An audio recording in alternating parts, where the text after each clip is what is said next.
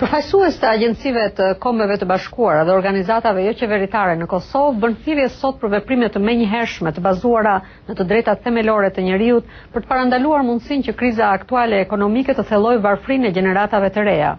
Në debatet që po mbahen në kuadër të shënimit të ditës botërore të popullsisë, veprimtarët humanitar thanë se gratë dhe fëmijët janë kategoritë më të rrezikuara në kohë krizash, ndërsa zgjidhja më e mirë është investimi tek gratë dhe vajzat e reja. Nga Prishtina njofton korespondenti ynë Besim Abazi. Përfaqësues të agjencive të Kombeve të Bashkuara dhe organizatave jo qeveritare thanë sot se krizat ekonomike godasin më shumë të pjesët më të ndjeshme të popullsisë, gratë dhe fëmijët, duke bërë thirrje që të merren veprime për të mos lejuar që këto kategori të bëhen viktima të një gjendje që nuk e kanë krijuar vetë. Këto komente u bën në kuadër të manifestimeve që po organizohen për ditën botërore të popullsisë në debatin me temën përgjigje ndaj krizës ekonomike, investimi në vajza dhe në gra.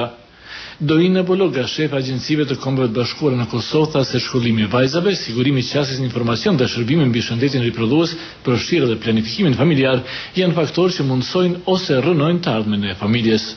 Usually when the economic crisis hits, the first coming on the list to be cut is health, social service. Zakonisht kur godasin krizat ekonomike, shkurtimet e para bëhen në shëndetësi, shërbime sociale, arsim dhe kulturë dhe shkurtimi i burimeve për këto fusha shkakton pasoja më afatgjate se sa të lashet ekonomike. 60% of the poor are women, which means already an imbalance. And what we don't want to see in Kosovo is 60% e më të varfërve ndër të varfrit janë gra që flet për një gjendje të pabarabartë. Ajo që nuk duam të shohim në Kosovë është që gratë mos bëhen sërish viktime të gjendjes që nuk e kanë krijuar vetë, thot zonja Bologa, duke të rrequr rejtin në shkallën e lartë të vdekshmërisë së poshnjave dhe nëmën në Kosovë, që sipasaj shënon shkallën më të lartë në Evropë. Po ashtu gjendja nuk duket e mirë as në fushën e arsimit ku vajzat sërish pësojnë më shumë. Ilir Hoxha dhe Ariana Qose nga Fondi i Kombeve të Bashkuara për Popullsinë thonë se edukimi i grave dhe vajzave është një nga sfidat kryesore në përpjekjet për të përmirësuar gjendjen e kësaj kategorie të popullsisë që cilësohet ndër më të rrezikuarat në kushtet e krizave.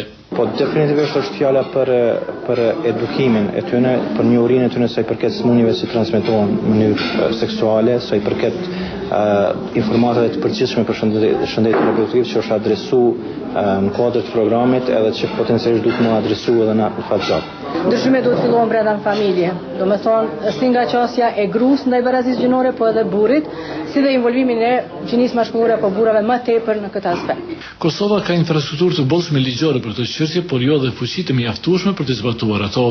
Veprimtarët humanitarë thonë se pa një veprim të menjëhershëm bazuar në të drejtat themelore të njerëzit, kriza e sotme botërore mund të fillojë edhe më tej varfrinë dhe të përkeqësojë gjendjet e gjeneratave të reja, posaçërisht të grupeve më të rrezikuara, grave dhe fëmijëve. Për zërin Amerikës, Besim Abazi, Prishtinë.